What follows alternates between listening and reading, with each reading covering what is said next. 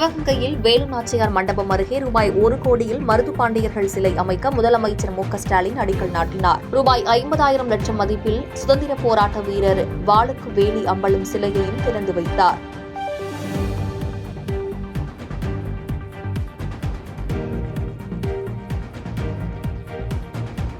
வள்ளுவரையும் வள்ளலாரையும் பாஜக அபகரிக்க நினைக்கிறது, திமுக அழிக்க நினைக்கிறது. நாம் தமிழர் கட்சி ஒருங்கிணைப்பாளர் சீமான் விமர்சனம்.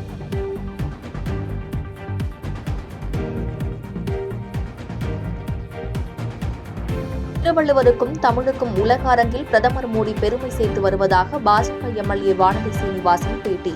திமுக அரசு சுயலாப அரசியலுக்காக வள்ளுவரையும் வள்ளலாரையும் பயன்படுத்துவதாக குற்றச்சாட்டு. திருக்குறளில் பல்வேறு இடங்களில் இந்து மத கருத்துக்களை அவர் வெளிப்படுத்தி இருப்பது அனைவரும் அறிந்தது. அதேபோல வள்ளலார் இந்து சமய ஞானத்தினுடைய ஒரு கூறாக அவர் விளங்கியவர். ஆனால் திராவிட மாடல் அரசு திட்டமிட்டு இந்த 2 பெரும் தமிழ் அடையாளங்களை அவர்கள் இந்துக்கள் அல்லாதவர்கள் போல அவர்களுடைய உருவத்திலே மத அடையாளங்களை தவிர்த்துவிட்டு வரைவது. சென்னை நுங்கம்பாக்கத்தில் உள்ள அமலாக்கத்துறை அலுவலகத்தில் திமுக எம்பி கதிர் ஆனந்த் ஆஜர். கதிர் ஆனந்துக்கு சொந்தமான இடங்களில் சோதனை நடத்திய அமலாக்கத்துறை சுமார் ரூபாய் 14 கோடி பறிமுதல் செய்ததை தொடர்ந்து ஆஜராக சம்மன் அனுப்பியிருந்தது.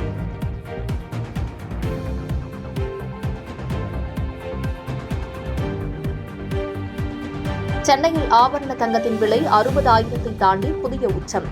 1 கிராம் தங்கம் 7,525 ரூபாய்க்கும் சவரன் 60,200 ரூபாய்க்கும் விற்பனை.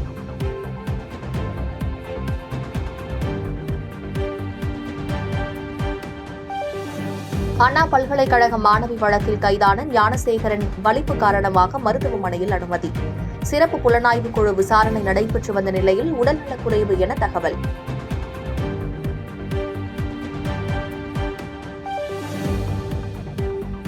குஜராத்தில் வதோதரா அருகே விபத்தில் சிக்கிய டேங்கர் லாரியிலிருந்து வெளியேறிய அமோனியா வாயு.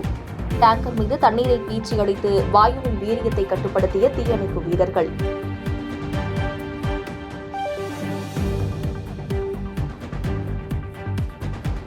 முதல் T20 போட்டியில் இந்தியா இங்கிலாந்து அணிகள் இன்று பலப்பரீட்சை.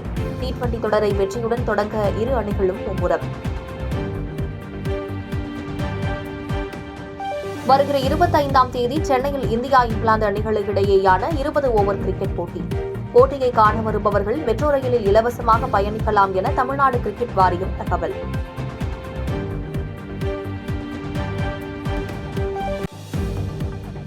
ஈரோடு கிழக்கு இடைத்தேர்தல் நடத்தும் அதிகாரி மணிஷ் அதிரடி மாற்றம். புதிய அதிகாரியாக நியமிக்கப்பட்ட ஸ்ரீகாந்த் பொறுப்பேற்பு.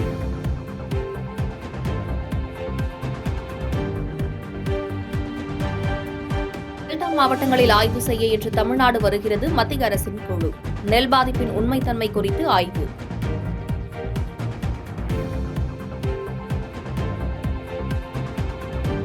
ஆளுநர் RN ரவிக்கு எதிராக தமிழ்நாடு அரசு தொடர்ந்த வழக்கு உச்சநீதிமன்றத்தில் இன்று மீண்டும் விசாரணை.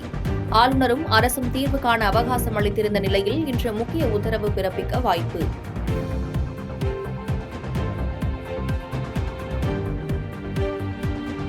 புதுச்சேரியில் அதிமுக நிகழ்ச்சியில் ஏற்பட்ட நெரிசலில் சிக்கி முதியவர் உயிரிழப்பு. சரியான முறையில் ஏற்பாடு செய்யாததால் நெரிசல் ஏற்பட்டதாக விபரீதம்.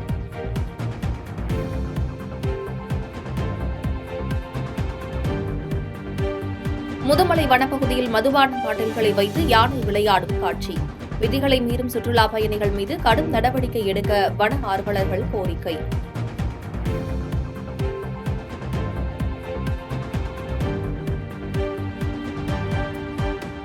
டெல்டா மாவட்டங்களில் மழையால் சேதமடைந்த பயிர்களுக்கு நிவாரணம் வழங்க எடப்பாடி பழனிசாமி வலியுறுத்தல்.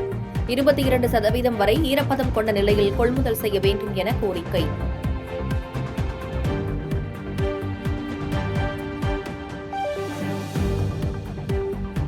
கர்நாடகாவில் உத்தர கன்னடாவில் பழங்கள் காய்கறிகள் ஏற்றி சென்ற லாரி கவிழ்ந்து விபத்து. லாரியில் பயணம் செய்த 25 பேரில் 9 பேர் உயிரிழப்பு, 15 பேர் படுகாயம்.